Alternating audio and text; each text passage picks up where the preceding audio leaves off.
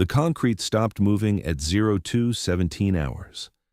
That was when Incident Command officially transitioned the operation from rescue to recovery.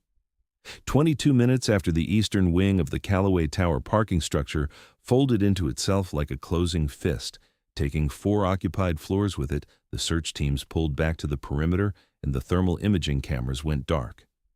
11 confirmed casualties, 1 missing person, Maya Callaway, 26 years old, civilian contractor, last seen on level 3. Daughter of General Arthur Callaway, United States Army, retired, who had been standing at the yellow tape for 6 hours in the rain without moving, without speaking, without accepting the coffee that 3 different firefighters had tried to hand him. He stood the way men stand when they have decided to receive news rather than seek it. Shoulders square, jaw set, eyes on the rubble. Nobody wanted to be the one to walk over there. Before we go any further, if you're watching this for the first time, hit that subscribe button. What happens in the next few minutes of this story is something I still have trouble believing, and I was there when the report came in. Drop a comment right now telling me what city you're watching from. This story traveled further than I ever expected. Dominic Reyes had been a probationary firefighter for 11 months and 19 days. He knew the count, because everyone at Station 44 knew the count. It had become a kind of dark running joke, the way firehouse jokes always are. They're the way that men and women who pull people out of burning buildings develop a relationship with dark things that civilians find uncomfortable. The probie who almost didn't make it. That was the story they told about him at the kitchen table, the version that existed before this night, the version that would be permanently retired before morning. He had failed his initial ladder assessment twice. He had frozen on a training burn, just for a second, just long enough for Lieutenant Okafor to grab his shoulder and say his name twice before his feet remembered what to do. And that second had followed him through every shift since. He was not a bad firefighter. He was not even a scared one, not exactly. He was someone who had not yet learned how to trust the thing that lived in his hands and his chest and the back of his throat. The thing that older firefighters called instinct and probies called nothing, because they didn't have a word for it yet. He was crouched at the eastern debris field when Captain Renata Shields told everyone to pull back. He heard her. He understood her. He did not move.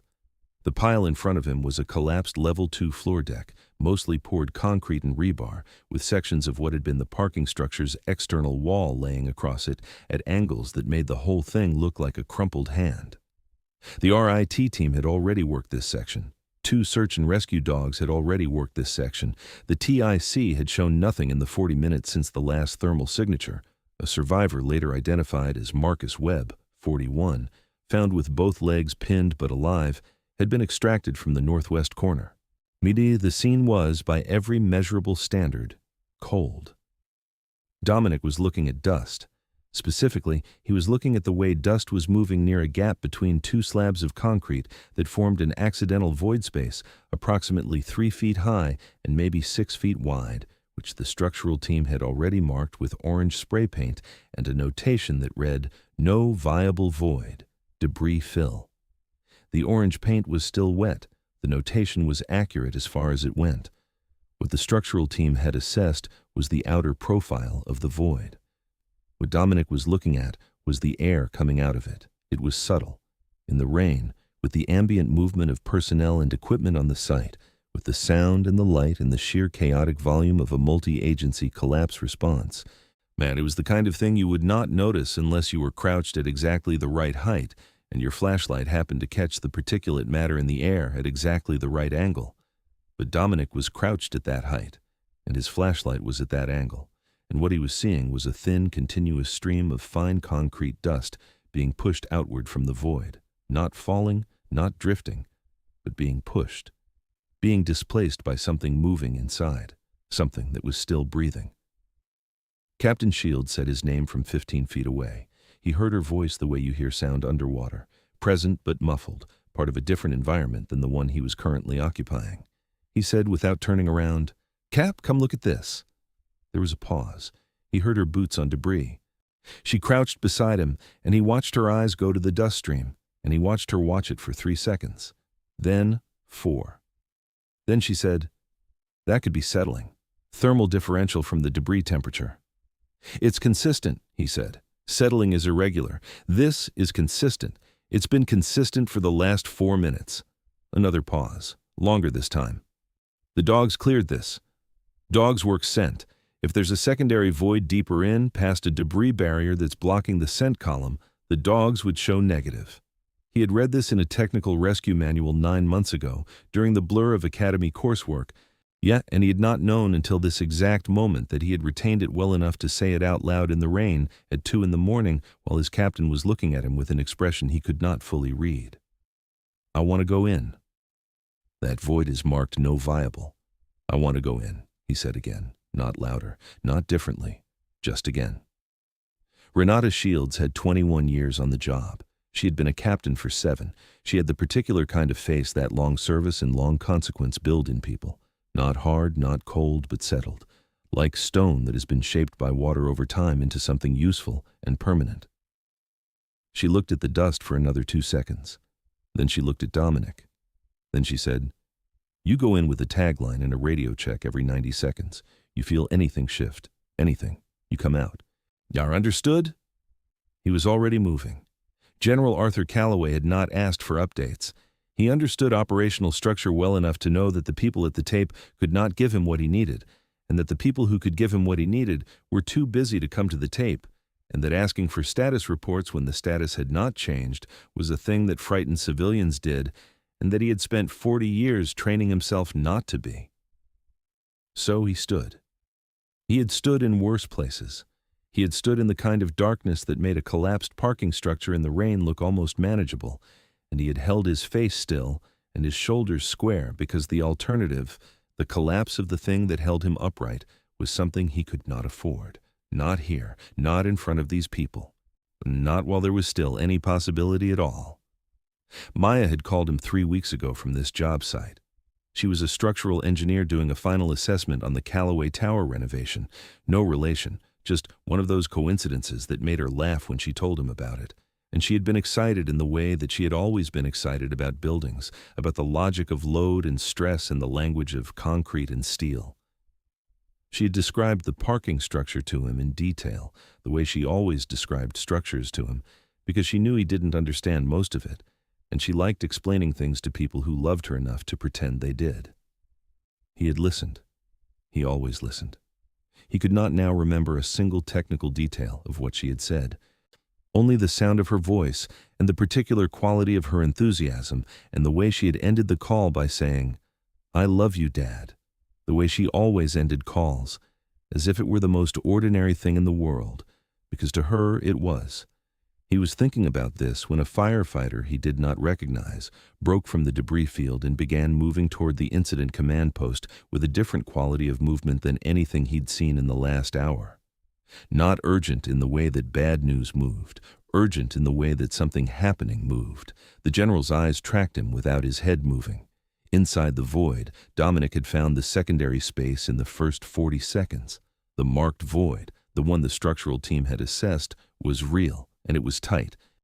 And it was filled at the back with debris that had settled into what looked like a solid barrier of broken concrete and insulation, and a section of what had been a retaining wall. What it wasn't was a barrier all the way through. There was a gap in the lower left corner, maybe 18 inches high and 2 feet wide, where the debris had bridged rather than filled, leaving a tunnel through which a person could move if they were willing to commit fully to the kind of movement that every conscious human instinct argues against. Head first, face down, through a space inside a collapsed structure in zero visibility, with 60-plus pounds of gear on their back. Dominic had done his radio check, noted the tunnel, listened to Captain Shields' 3-second silence on the other end, and then committed. China took him 4 minutes to cover 12 feet. The geometry of the tunnel required him to shed his SCBA tank and drag it behind him, a technique that reduced his profile to the minimum needed to push through, which also meant that if the debris shifted above him, there was nothing between his back and whatever was coming.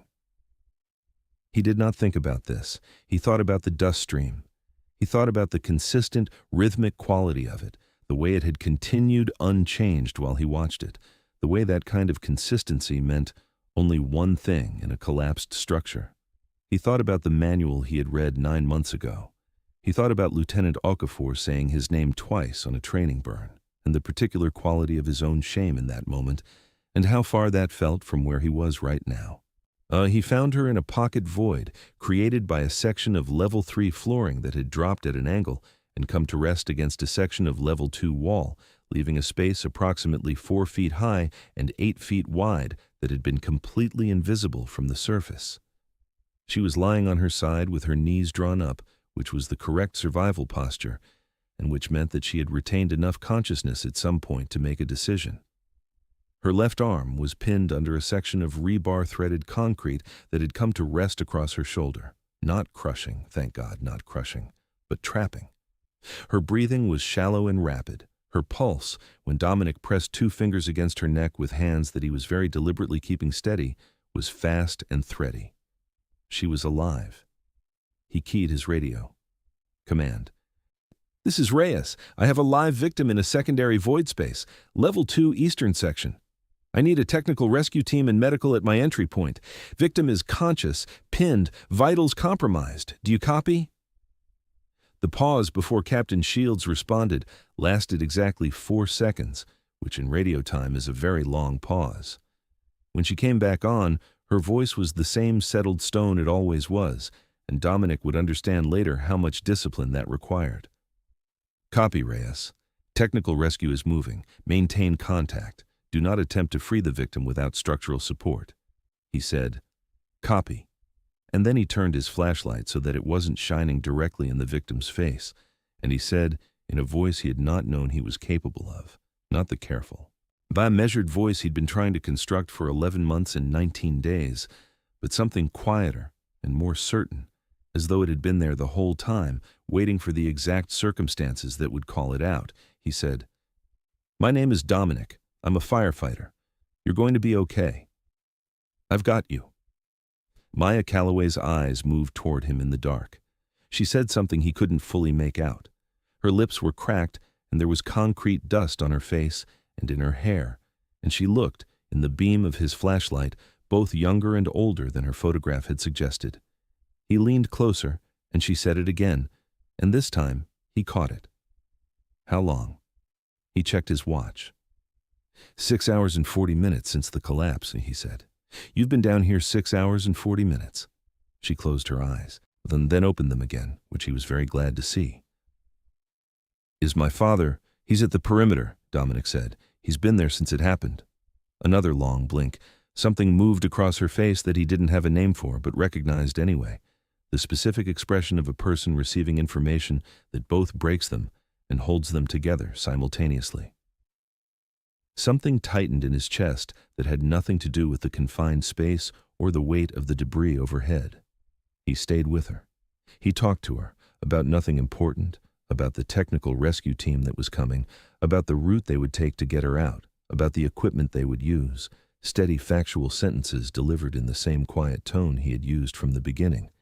Not because he had been trained to do this exactly, though he had, in a general way, been trained to do this exactly, but because it felt true to him in that moment that the most useful thing he could do was make the darkness feel smaller. Technical rescue reached the tunnel entrance at 17 minutes. The extrication took another 40.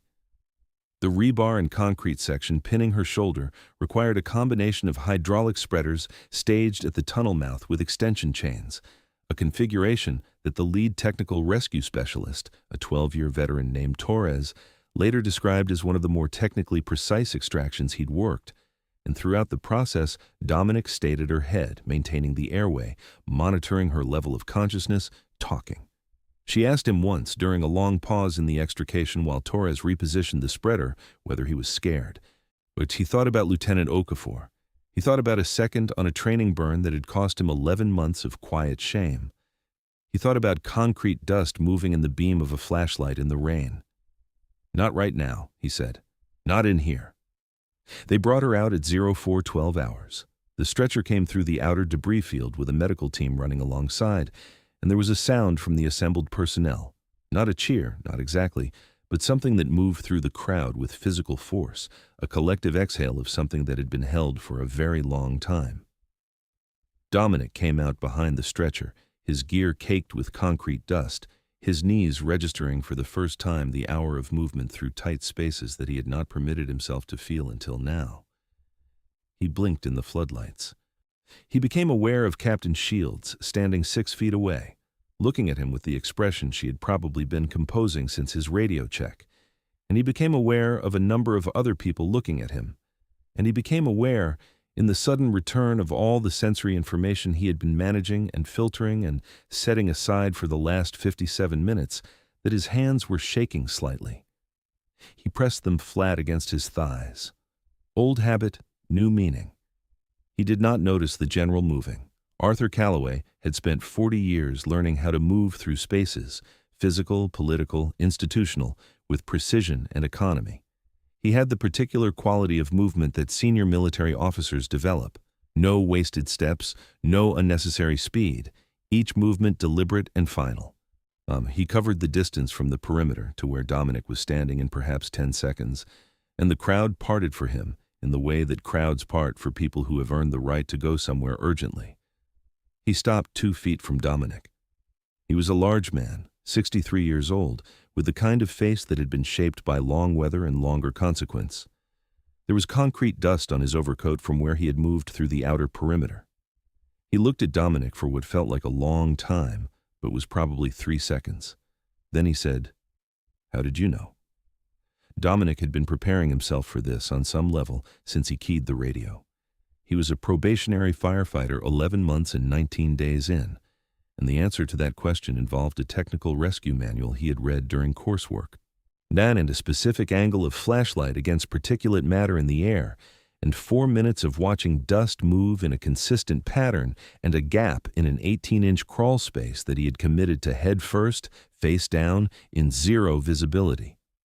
It was not a dramatic answer.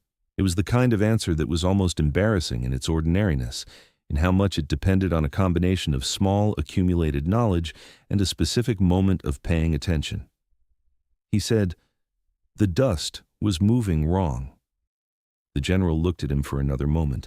Then something in his face shifted, not collapse, not breakdown, but a very controlled, very private release of something that had been locked behind 40 years of discipline. His jaw worked once. His eyes did not change. He reached out and placed one hand on Dominic's shoulder, the shoulder that was still carrying concrete dust, that was still carrying the weight of the gear, that was still carrying 11 months and 19 days, and he held it there for a moment without speaking. Then he turned and went to his daughter. Dominic watched him go. He was aware of Torres appearing at his elbow and saying something he didn't fully process. He was aware of the medical team moving quickly, efficiently, of the controlled urgency that replaces the frantic kind when the outcome is no longer unknown. He was aware of the rain, which had been falling for 6 hours and which he had not really felt until now. He was aware of Captain Shields, who had come to stand beside him and who said nothing for a long moment before she said, very quietly, "Good read." Reyes. 2 words. From Renata Shields on a cold morning in the rain with concrete dust on his collar and his hands finally stopping their shaking, 2 words carried the weight of a commendation ceremony. He didn't say anything. He stood with her and watched the medical team work, and watched the general kneel beside the stretcher with the particular quality of stillness that only parents who've been waiting for news possess, and watched Maya Calloway's hand come up from beneath the thermal blanket and find her father's hand, and stayed still enough to feel the full weight of the moment without trying to manage it.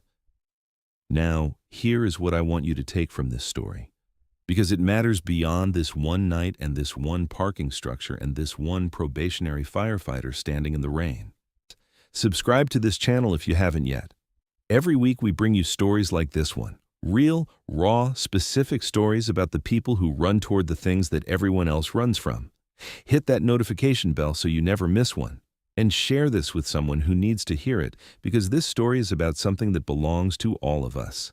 Dominic Reyes graduated probation 4 days later. Captain Shields processed the paperwork personally. At the ceremony, small, firehouse kitchen formal, the kind that happens at the kitchen table with bad coffee and people who ball-bust because they love you, Lieutenant Okafor shook his hand and said, without elaborating, without needing to, "There you are. as if he had been waiting, as if this had always been the direction of travel and the only question was timing. Maya Calloway was released from the hospital 8 days after the rescue. She had a fractured clavicle, 3 fractured ribs, a concussion, and significant dehydration. She also had, according to her structural engineering notes recovered from her tablet, a detailed assessment of the Calloway Tower parking structure that had flagged the eastern wing's connection plates as undersized for the load specification.